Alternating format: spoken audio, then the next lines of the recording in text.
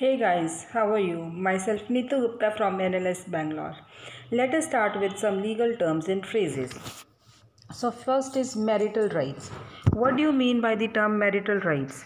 तो वो क्या है, हस्बैंड और वाइफ की राइट्स होती हैं to have sexual intercourse. Is it clear? That is marital rights. Next is maritime law. Maritime law means इसको एडमायरल्टी लॉ भी बोलते हैं. तो ये जो लॉज हैं ये किसके रिगार्डिंग लॉ है? ये these law deals with the sea. कोई गुड्स थ्रू सी शिप होने हैं. And even this law includes international agreements and treaties. Next is mark. Mark क्या है? किसी पर्सन ने कोई अपना मार्क दे दिया. सपोज़ कोई कहीं पे साइन करने हैं, पर्सन इतना ज़्यादा इलिटरेट है कि ही कैन नॉट साइन, उसको अपने साइन भी नहीं आते हैं, तो वो क्या करेगा, थंब इम्प्रेशन वहाँ पे लगा देगा. That is a mark. Marked for identification. Marked for identification means कि जब कोई ऑब्जेक्ट्स हैं या कोई डॉक्यूमेंट्स हैं and that has been presented during a trial, during a case, अपने ये before there has been any testimony or before there it confirms their authenticity and or relevancy, that are marked for identification. Is it clear? Next is market value. Market value क्या सबको पता है, ये तो मैं ज़्यादा डिटेल में नहीं जाऊँगी कि मार्केट वैल्यू क्या है. सो इट मीन्स प्राइस जो कि सेलर है प्रॉपर्टी का, सेल कर रहा है, उसको एक ओपन मार्केट में मिलेगा रेट कि इस प्रॉपर्टी का रेट ये चल रहा है, that is a market value. So price which the seller of property would receive in an open market by negotiation as distinguished from a distress price on a forced or foreclosure sale or from an auction. So market value of real property is normally determined by a professional appraiser who makes comparison to similar property sales in the area, which are often called comparables. Next, marketable title. Marketable title क्या है? Which is free from any charges, which is free from any payments, which is free from any taxes, mortgage deed, lien or any claim, that is a marketable title. Is it clear? So it is free from any reasonable objection, that is a marketable title. Is it clear? Title to real property which has no encumbrance and which is free from any reasonable objection, and a court will enforce a contract to buy and sell real estate if there is a marketable title. Next is market. What do you mean by the term market? Marriage. Marriage क्या है? जिसमें एक mail और female एक relation में, एक ceremony perform करते हैं and they join together. Minimum age क्या है मैरिज की? It is 18 years. Is it clear? Next is marshal. What do you mean by the term marshal? कि अगर कोई person he act as the law officer of the law enforcement officer of the court, उसका काम क्या होता है? Paper सर्व करने हैं या कोई ऑफिशियल्स को प्रोटेक्ट करना है, कोई अरेस्ट करना है. मीन्स कि he is participating in court order. कोई अगर वो पुलिस की एक्टिविटीज़ है उसमें भी पार्टिसिपेट कर रहा है, he is a martial.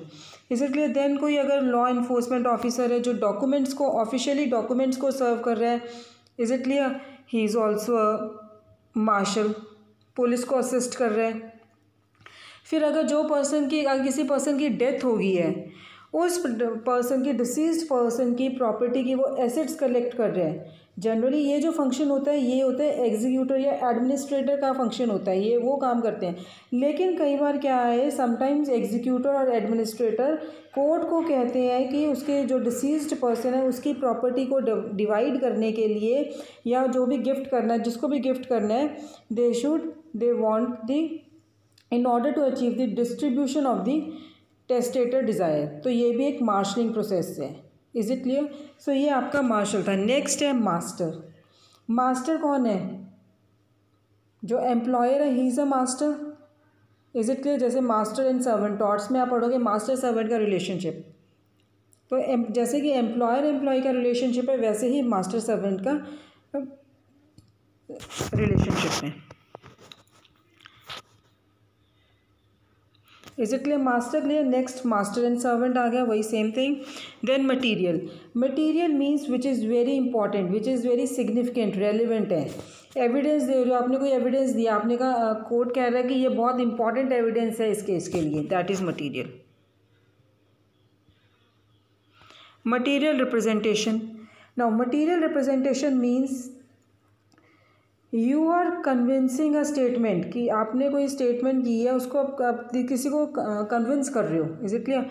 Convincing statement made to induce someone to enter into a contract to which the person would not have agreed without that assertion.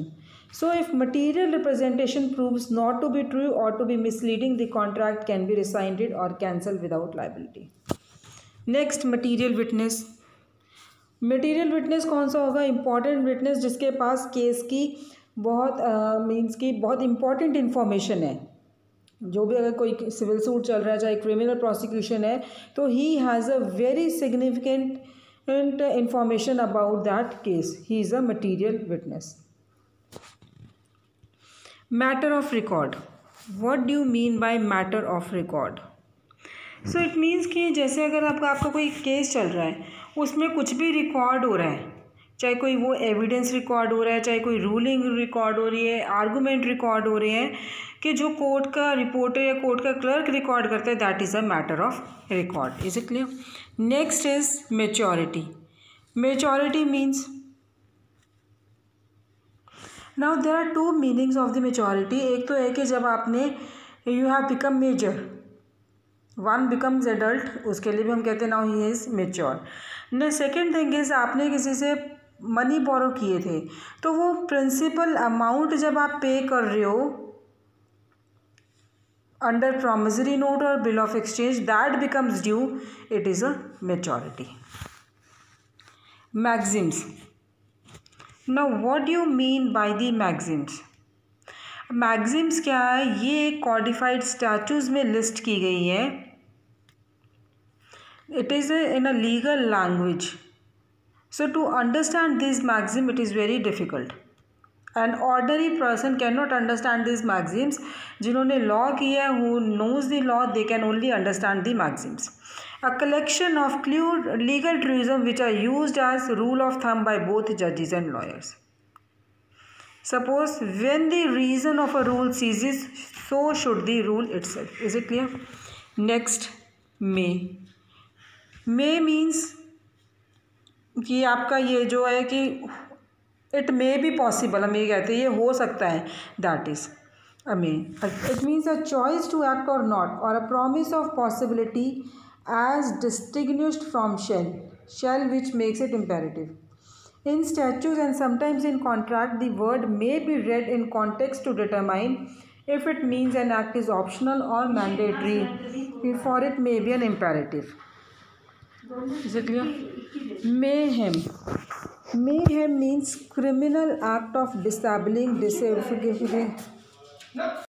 It means किसी person को आप intentionally या कोई fight में उस person को आप useless बना रहे हो, किस वजह से? उसका आपने कोई बॉडी पार्ट पे इतनी ज़्यादा लगा दी कि वो फिज़िकली काम ही नहीं कर सकता है. जैसे उसकी लेग तोड़ दी है या आर्म ब्रेक कर दी है, ठीक है, what. So it is a mayhem. Next, mechanics lien. So mechanic liens means कि कोई भी लेबरर है, क्राफ्ट्समैन है, सप्लायर है, आर्किटेक्ट है, या फिर कोई किसी भी पर्सन ने कोई इम्प्रूवमेंट्स किए हैं किसी मटेरियल पे, कोई प्रॉपर्टी के मटेरियल पे कोई इम्प्रूवमेंट्स किए हैं और उसको उसकी पेमेंट नहीं मिल रही है, then he can exercise lien over that property. Is it clear? That is a mechanical लियन.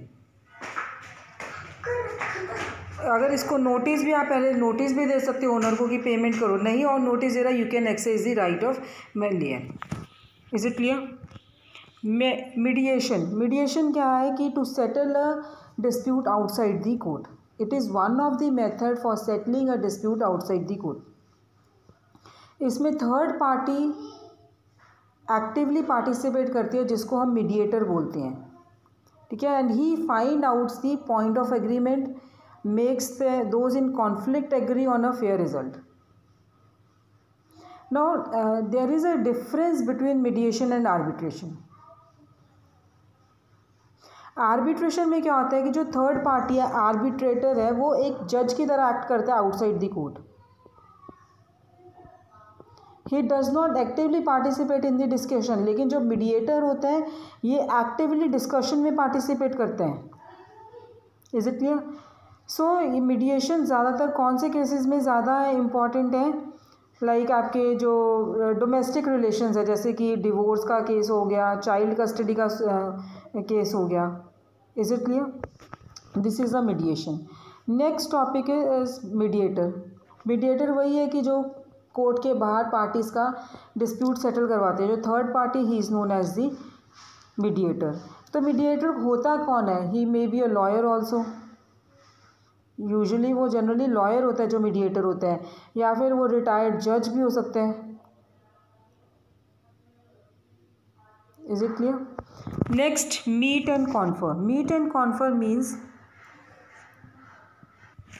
It means कि कोर्ट में आने से पहले, कि जज के सुनने से पहले लॉयर्स को they must meet and confer to try the matters, और एटलीस्ट वो जो कॉन्फ्लिक्ट के पॉइंट है वो डिटरमाइन कर ले। तो उसमें क्या होता है कि ये कोर्ट में टाइम भी रिड्यूस कर देता है आर्गूमेंट्स के लिए, और उनको खुद को, अपने क्लाइंट्स को, लॉयर्स को अपनी पोजीशन भी पता लग जाती है कि क्या पोजीशन है रियलिटी में। Is it clear? That is meet and confer. ये जनरली आपके डोमेस्टिक इश्यूज़ में काम आते हैं, डोमेस्टिक डिस्प्यूट्स में, जैसे मैरिज के उसमें आ गया, मैरिज के डिस्प्यूट में आ गया, या फिर आपके कस्टडी ऑफ चिल्ड्रंस के डिस्प्यूट में आ गया। तो इस तरह के केसेस में मीट एंड कन्फर ज़्यादा यूज़ होते हैं। Next, meeting of the minds. Meeting of the minds means कि जब दो पार्टीज़ हैं, they agree upon the same thing at the same time. Contract किया, कॉन्ट्रैक्ट में दोनों पार्टीज़ एक ही सब्जेक्ट मैटर के लिए सेम मीनिंग कंसिडर कर रही है सेम टाइम पे। Is it clear? Memorandum. Memorandum क्या है? ये it is a kind of note, brief writing होती है, समरी है, यू कैन से। कि सपोज फॉर एग्जांपल कोई जज ने स्टेटमेंट की है in brief, memorandum opinion. Is it clear? कि उसमें उसने जो रीज़न, जो स्टेटमेंट दी है, he has not given his reason कि what is the reason for giving such a decision, that is memorandum. Mens rea. Mens rea again it is a Latin term which means guilty mind. कि आप अगर कोई crime commit कर रहे हो, you are committing intentionally with guilty mind, that is mens rea. Next, mental anguish. Mental anguish means when you are suffering from mental disease, जैसे कोई बहुत डिस्ट्रेस फील कर रहे हो, बहुत डिप्रेशन में आ गए हो, दैट इज़ मेंटल एंग्विश, और उस वजह से आप क्या कर रहे हो, you are committing some crime. Is it clear?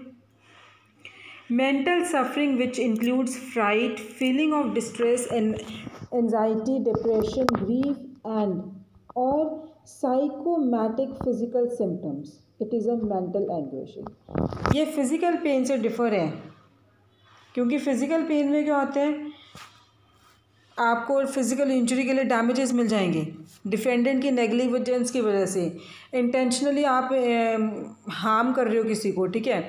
लेकिन यहाँ पे कोई फिजिकल, आपके मेंटल एंग्विश में ऐसा कोई फिजिकल इंजरीज नहीं है, डैमेजेस फिर भी आपको मिल सकते हैं due to mental distress. Is it clear? Then mental competency. Mental competency means competent, कि you should be competent to do some math, that means competent. Mental competency means you should be of sound mind. For example, if you are making a contract, at the time of making a contract you must be of sound mind, that is mental competency. Next, mental cruelty.